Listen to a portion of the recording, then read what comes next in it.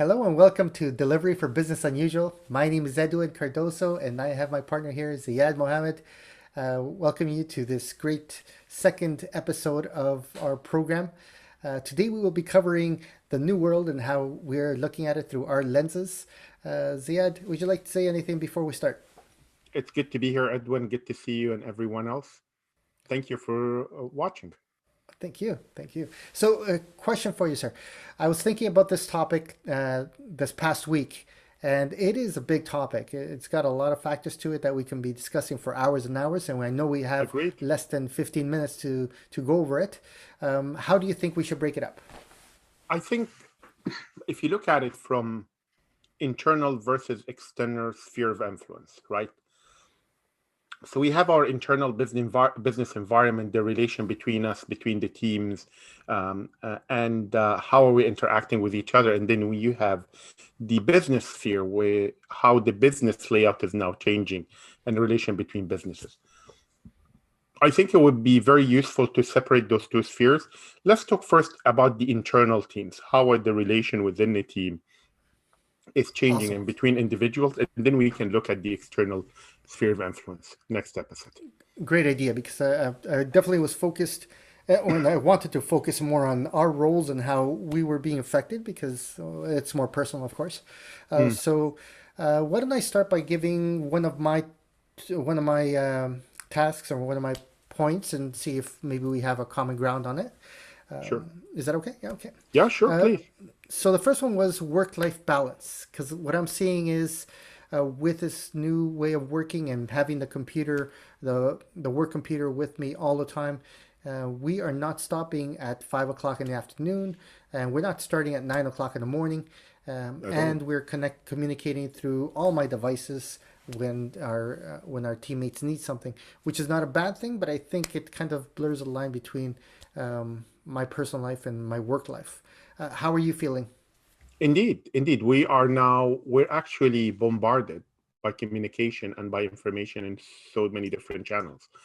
Um, it's kind of funny because one of the consequences of what has happened in the beginning when people scrambled to move from on-prem to working remote is find other or alternative communication channel. And um, WhatsApp is one of the most infamous of this them all, right? Because all of a sudden, that became a way to communicate between people, right? And it is intrusive. There is really no other way to look at it. And this made people make assumption that you're available way beyond your hours, working hours, either before or after, Yeah, right? So definitely. it I is was a having huge challenge. It is a huge challenge, and because of those blurred lines between work and life, this is now creating burnouts to people.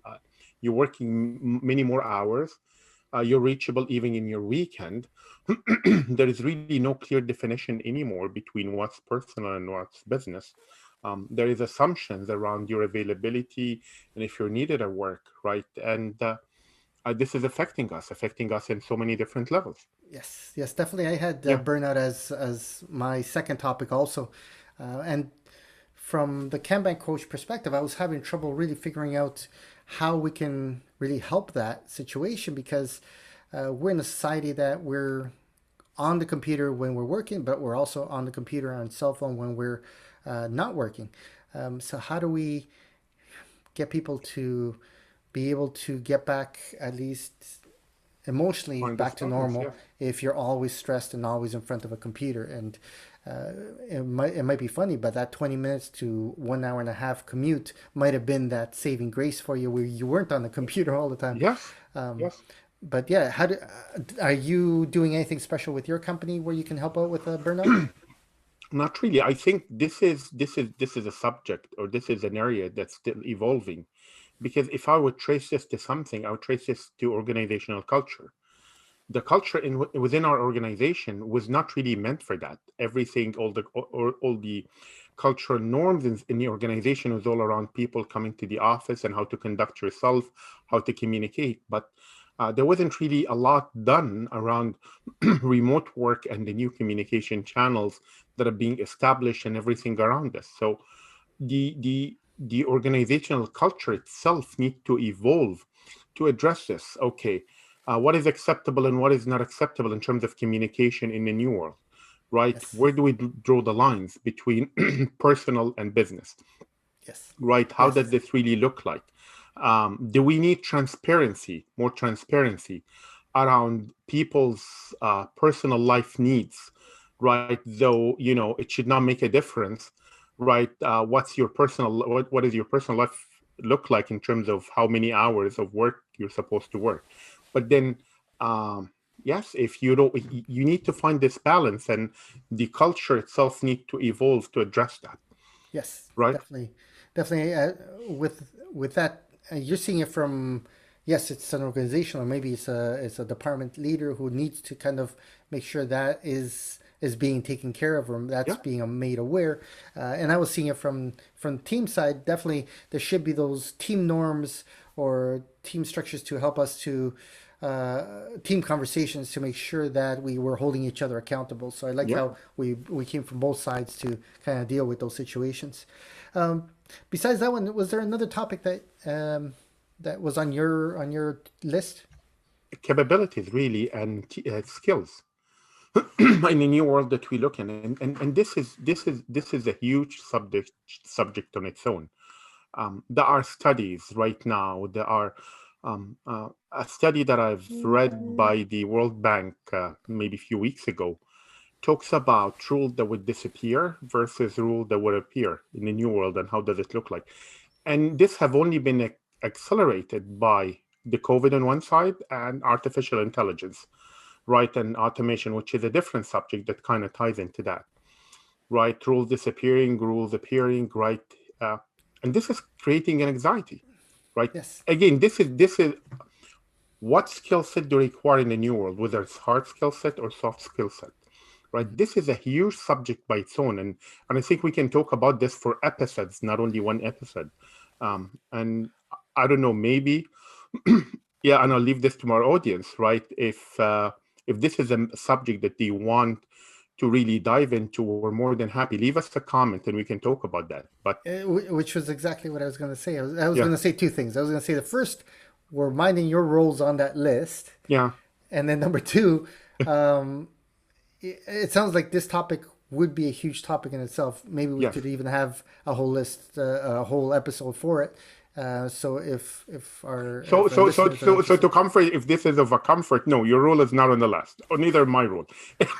Anything that requires, let me sum it up. This is what okay, anything that is of a repetitive nature, right? Bookkeeping, for example, accounting, anything that is of a repetitive nature is probably going to be replaced by machine, because machines are much more efficient.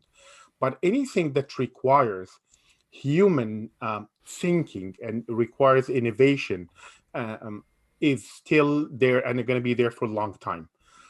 Contrary to what people think, though, we are not even close to machines thinking for their own per se, okay, right? The best example for that is your bookkeeper versus your gardener. You may be able to replace your bookkeeper very soon by an artificial intelligence, but that's not going to happen with your gardener anytime soon, because simply they cannot give you the taste and the creativity that you want for your garden, awesome, makes sense. Yeah, right? Yeah. yeah. So I had one last point, unless you had Mm. something on your plate that you wanted By to all cover. means. Sure. Okay, No, the you. last one for me that I want to touch upon was relationship building.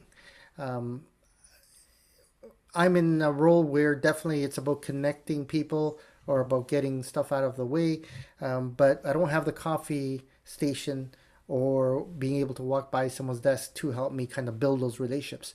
How is that affecting you in your role right now? Same thing. I mean, again, we meet a lot now, but do we communicate and are we building relations? Again, another study was looking at the norms within meetings, virtual meeting versus physical meeting, Hmm. and how are we much more tolerant to some behavior in physical meeting versus virtual meeting. One of them, for example, is being late. Again, I'm not suggesting anyone should be late to the meeting, but we are visibly more tolerant to people being late to physical meeting than virtual meetings, right? I think this is because of a set of assumptions that we may have. Okay, well, the elevator was full, you had to take the stairs, anything, right? But we don't think about that when it's a virtual meeting. He or she is sitting to the computer. Why are they late? Right? Right. Same thing, for example, if you walk in with a coffee, drinking a coffee, or anything else. So we're focusing more on on the relation, on conducting business, but we're not trying to build relation, right? We miss this. If you arrive 5 minutes earlier, for example, we sometimes do this in virtual meeting, but they are not like the physical meeting. We're not building the relation that Yeah. we used to build when we met physically, right? Because that would Right? definitely be that Yeah, would the definitely water cooler discussion, the coffee walk discussion, right? Talking over lunch at work, right? This, in many cases, helped address a lot of issues. I mean, this was enough to solve a problem, right? Mhm. We don't have this right now.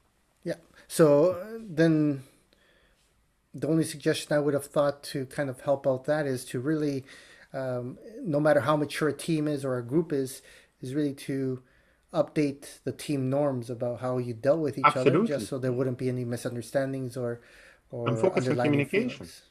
Yeah. And focus on communication.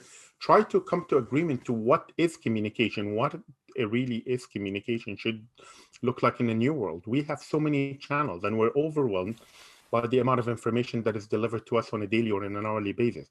But Perfect. this is information. Are we communicating really? Yes. Right? And are people listening? Right? And listening here, not just listening. Are we receiving the information that we're supposed to receive?